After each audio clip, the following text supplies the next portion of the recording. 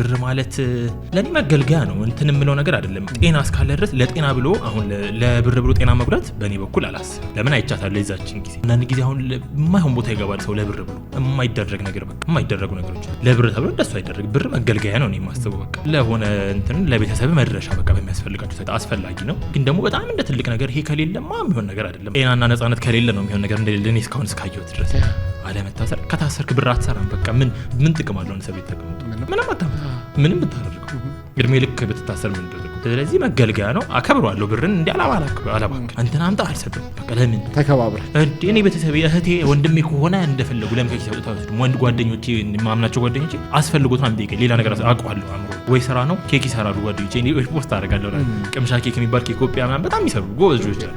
ኬተሪንግ ይሰራሉ።